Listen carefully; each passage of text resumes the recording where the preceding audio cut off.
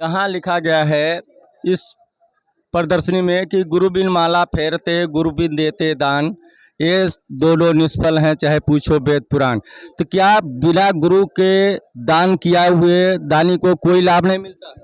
जी देखो, हमारे जितने अवतार पुरुष आए पृथ्वी पर, हमारे राम भी आए, कृष्ण भी आए, उनको गुरु बनाना बना।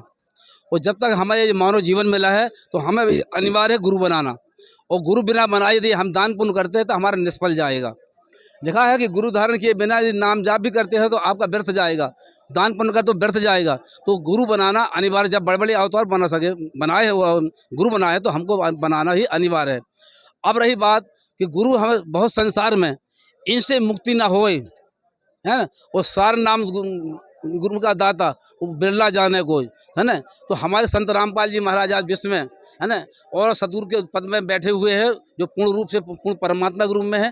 वो बताए हैं कि सदगुरु के लक्षण के मंधरे बैन विनोद, वो 4 वेद सत्शास्त्र कहे 18 बोध। तत्वदर्शी संत क्योंकि बताया है वेदों में कि जो 4 वेदों को जानता है, 6 शास्त्रों को जानता है, 18 पुराणों को जानता है, वह विश्व का तत्वदर्शी संत हो सकता है। अन्यथा अपने आप को कहने का नहीं है एक वेद पर जानने से। इसलिए परमात्मा ने कहा है गुरु के लक्षण 4 बखाना, प्रथम वेद शास्त्र को ज्ञाना, दूजे हरि भक्ति मन क्रम बानी, तीजे समदृष्टि कर जानी। क्यों? सबसे प्रथम वेद शास्त्र के अनुसार भक्ति बताता है, सदगुरु को होता है। दूसरी बात, मन वाणी कर्म से खुद भक्ति करता है सदगुरु और अपने बच्चों की भक्ति करवाता है। ठीक है। और लिखा है फिर दूजे हरि भक्त मत कर, तीजे समदृष्टि कर जानी। और सब समदृष्टि का भाव पूरे जगत में और पूरे समाज में इसे एक दृष्टि भाव से देखता है, पर समान भाव सबको पर नजर रखता है, किसी विरोध नहीं करता। चौथे विधि वेद विधि सब कर्मा, ये 4 गुरु गुण जानो मर्मा। ये चारों गुणों को मर्म को जानने वाला ये चतुर्थी संत होता है, जिससे कनेक्शन ले से हमारा जीव का कल्याण होता है, वो सब कर्म बनते हैं और हमारी जितनी व्याधाएं होती है सब दूर होती हैं। तो अब उसके लिए हमारे लिए बताया है कि पहला है, कबीर पनवेसी जी ने कहा है कि जो सच्चा गुरु होगा उसके 4 मुख्य लक्षण होते हैं। पहला, सब वेद को तथा शास्त्रों का ठीक से जानता है। दूसरा, वह स्वयं भी भक्ति मन करनी बन से करता है, अर्थात उसकी करने और कथनी में कोई अंतर नहीं होता। तीसरा लक्षण वह है सब अन्याय को समान व्यवहार करता है, भेदभाव नहीं रखता है। चौथा वह है कि सर्व भक्ति कर्म वेदों 4 अनुसार देता है, चारों के वेद सब कुछ जानता है। 5 में सूक्ष्म वेदों उसके अनुसार भी भक्ति हमें प्रदान करता है। जी, तो एक प्रदर्शनी आगे लगी हुई है जिसमें 3 तरह के वृक्षों का चित्र दिखाया गया है। तो हम आपसे जानना चाहते हैं कि ये जो चित्र बने हुए हैं, तो इसमें 2 चित्रों पर कबीर परमात्मा का फोटो लगा हुआ है और एक चित्र उल्टा लटका हुआ गमले के अंदर उसकी डालियां डाली गई हैं। तो इसके बारे में हम आपसे जानना चाहते हैं। जी देखो, हमें जब सच्चा सदगुरु मिल जाता है वेद शास्त्र को बताने वाला, तो भक्ति भी हमें वेद शास्त्रों के अनुसार ही और हमें लिखाता है और उनके अनुसार भक्ति करवाता है। परमात्मा तो सदगुरु रूप में होता है।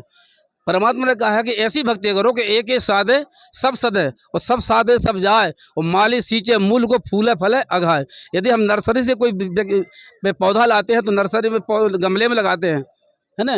जब गमले में लगाते हैं तो खाद पानी देते हैं और फिर उसकी ऊर्जा शक्ति हमारे तना में जाती है, तना से डाल में, डाल से शाखा व शाखा से पत्तों में जाती है ना।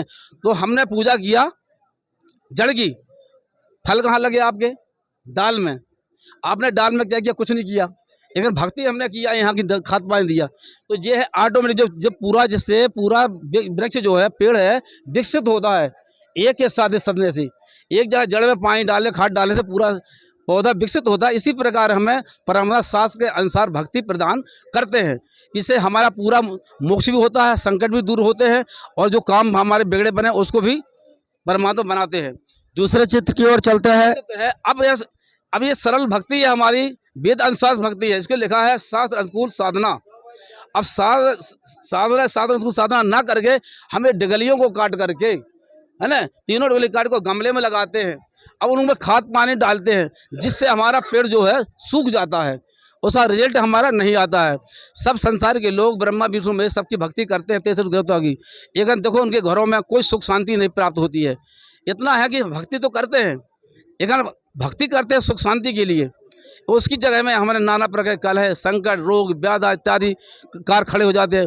विश्व में कोई सुख शांति उनको प्राप्त नहीं हो रही है, क्योंकि शास्त्र विरुद्ध साधना करने से कोई चीज़ उनको तो रिजल्ट नहीं आ रहा है। इसलिए परमात्मा बताया कि सीधी भक्ति साधना वेद अनुसार करिए। अब देखिए जो हमारे जो ये 3 गुण जो है, 3 डाली हैं, ये ब्रह्मा विष्णु महेश है। क्योंकि ये ब्रह्मा विष्णु महेश हमारे जो हैं इस पृथ्वी, ये भी पृथ्वी लोक के हैं, है ना, और तुम्हारे स्वर्ग लोक के और पाताल लोक, ये भी भगवान हैं। तो इनकी पूजा करना भी अनिवार्य है, क्योंकि यहाँ के जो है एक एक विभाग के मंत्री हैं। ब्रह्मा विष्णु महेश गणेश दुर्गा जी 5 जो विधान बताए हैं, इनकी भी हमें साधना करना अनिवार्य है। परमात्मा कहते हैं कि प्रथम कहते हैं कि ये 3 जो है हमारे हृदय में जो बसते हैं, है ना, ये ब्रह्मा विष्णु महेश, वो प्रथम इनकी वंदना, फिर सुन सतगुरु उपदेश। तो पहले इनकी यदि भक्ति करोगे तो आगे आपको बढ़ेगा। यहाँ से आपको नोटबुक लेना पड़ेगा आगे बढ़ने के लिए। यदि इनकी भक्ति नहीं करोगे तो आगे जान के नहीं मिलेगा, क्योंकि आपको राष्ट्रपति प्रधानमंत्री से मिलना है तो नीचे के विभागों से तालमेल बनाना पड़ेगा। आपको विधायक से, मंत्री से, मुख्यमंत्री से और जाकर के ऊपर से मिलने पड़ेगा। इसी प्रकार हमारा राष्ट्रपति, हमारे प्रधानमंत्री जी कबीर साहब हैं, और नीचे के जितने हैं कार्यकर्ता जितने हैं, मंत्री उपाधि है, ब्रह्म है, परब्रह्म है, और ब्रह्मा विष्णु महेश है, जितने भी 33 करोड़ देवता है, ये इस संविधान के हैं। जी, आपका कहना है कि ब्रह्मा विष्णु महेश ये सुप्रीम पावर नहीं है, तो क्या ये किसी धार्मिक शास्त्र में वर्णित है? जी, एवं धार्मिक शास्त्र में हमारा जो 7वां अध्याय है, गीता अध्याय का 7 के अध्याय पूरे इसके विषय में 3 दी गई है। 7वें अध्याय से 15 अध्याय तक 15 नंबर श्लोक तक दिया गया है कि ये पूरा संसार जो है रजोगुण ब्रह्मा, तमोगुण शंकर और सतगुण विष्णु में पूरा इसमें फंसा हुआ है और सब इसकी माया में लिपटा हुआ है। तो गीता ज्ञान देवता कहता है कि मेरे को इस संसार के लोग ये पूजने वाले मेरे को नहीं जानते। जो ये ब्रह्मा विष्णु की भक्ति करके और इसको पूरे संविधान, नीचे के संविधान को जान करके और ऊपर उठ जाते हैं और मेरे को जान जाते हैं, फिर इनके संविधान से निकल कर फिर मेरे में आते हैं, फिर उनको इनकी ज़्यादा शक्ति मैं प्रदान करता हूँ। मगर लिखा है 15वें में लिखा है, श्लोक में लिखा है कि ये 3 जो गुण माया है ये इस संसार को छोड़ती नहीं है, फंसाए रहती है कि कोई निकलने नहीं पाया। इसलिए लिखा है 15वें श्लोक नंबर में 7वें अध्याय के कि माया के द्वारा जिनका ज्ञान हरा जा चुका है, आसुर स्वभाव को धारण के मनुष्यों में नीच दूषित कर्म करने वाले ये मूर्ख लोग मेरे को नहीं पूछते, जबकि इससे तगड़ा मैं हूँ देने वाला। क्योंकि ये तो विधायक है, विधायक से बड़ा मंत्री होता है, तो मंत्री ही कह सकता है ऐसा ना कि ज़्यादा कोर्स मैं दे सकता हूँ विधायक से। तो ये भी भगवान है, ये 3 लोक के मालिक हैं, है ना, पृथ्वी लोक, स्वर्ग लोक और पाताल लोक की।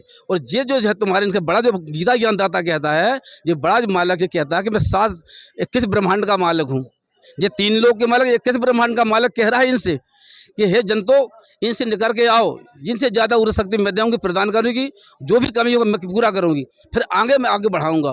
तो हमें जो है कि यदि यहाँ पहुँचना है राष्ट्रपति तक, परमात्मा कबीर साहब तक, तो हमें चारों विभागों को लेकर चलना पड़ेगा। चारों विभागों को हमें लेकर के इनके परमात्मा जो मंत्र देते हैं करना पड़ेगा, इनसे तालमेल बनाना पड़ेगा। क्योंकि ये 3 जो ब्रह्मा विष्णु में से पृथ्वी लोक, दुर्गा और गणेश, इनके भी तो हमें परमात्मा कहते हैं इनकी साधना करना पड़ेगा। कैसे करना पड़ेगा? जैसे विद्यार्थी होता है, कोई पढ़ाई क्लास लेता है तो 5 विषय होते हैं, 5 विषय से न करके 1 विषय करके लेता है तो क्या पास हो सकता है? नहीं हो सकता, नहीं, सप्लीमेंट्री जाएगी। इसी प्रकार पृथ्वी के लोग जो हमारे 5 दिए हैं परमात्मा ने, ये 5 को तुम्हें भक्ति साधना परमात्मा हमें रामपाल जी महाराज बताते हैं। इनकी साधना से हमें आगे बढ़ने को मिलेगा।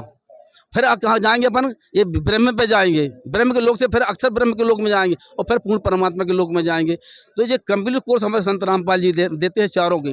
जो गीता जी, आपने गीता के अनुसार सतभक्ति बताई, आगे कुछ ब्रह्मांडों का चित्र लगा हुआ है, हम आगे की ओर चलते हैं। एक पॉइंट और है हमारा, जो गीता अध्याय 15:4 में लिखा है कि जब ऐसा तत्वदर्शी संत मिल जाए विश्व का, तो लिखा कि ऐसे परम पद की खोज करना चाहिए जहां जाने के बाद साधक कभी लौटकर संसार में नहीं आता है, और जिस मालिक ने वो ब्रह्मांडों की रचना उसी की भक्ति करना चाहिए, उसी से सुख शांति और हम। तो क्या ऐसा भी कोई लोक है जहां मरने के बाद पुनः वापस नहीं आना होता?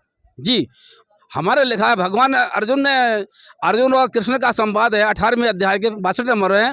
तमेव शरणम गच्छ सर्वयं भारत तत्प्रसाद परम शांति सात्व परिवर्तन। भगवान कहते हैं अर्जुन से कहते हैं कि ये अर्जुन तुम सर्वभाषा उस परमपिता परमात्मा की शरण में जा, जहाँ जाने के बाद संसार में लौट कर कभी नहीं आता है। वह स्वयं प्रकाशित देश है ना। जो लिखा है 4थे अध्याय में लिखा है ये 15वें अध्याय के 14 में कि जहाँ जाने के बाद साधक कभी लौट कर नहीं आता है। आपको 18 के 62 में और 15 के 4 नंबर में उठा के गीता में देख सकते हो। और लिखा है 7वें अध्याय के 29 नंबर में लिखा है कि वहाँ जाने से आपकी ना कभी एक बार जन्म हो जाएगा तो ना मृत्यु होगी, ना वृद्धावस्था होगा, ना कोई कर्म करना पड़ेगा। वहाँ आपकी रिद्धि सिद्धि, आपके घर मकान सब बने बनाए, वहाँ जाके आपको रहना सुख शांति रहता है। क्या लिखा है 29 नंबर में लिखा सामने कि जरा मरण मोक्षाय माम तंति ते ब्रह्म तद विदु अध्यात्म कर्म चाखिलम। जो सभी संविधानों को, सभी धर्मों को और सभी पॉइंटों को जानता है वो कभी इस लोक में रहने का इरादा नहीं रखेगा, अपने तत् ब्रह्म की खोज करके निकल जाएगा। तो भगवान से कृष्ण अर्जुन ने प्रश्न किया कि जिससे जरा मरण का मोक्ष होता है वह क्या है। 8वें अध्याय के प्रथम नंबर क्या है प्रश्न किया अर्जुन ने, तो तीसरे नंबर में उत्तर दिया 8वें अध्याय के वो परमाक्षर ब्रह्म है। वो परमाक्षर ब्रह्म है जहाँ जाने के बाद साधक कभी लौटकर नहीं आता, ना वृद्धावस्था होती, ना बुढ़ा होते, ना कुछ मृत्यु होती है, ना कोई कर्म करना पड़ता है। ये हमारी गीता के अंदर पूरा कंप्लीट कोर्स भरा पड़ा हुआ है।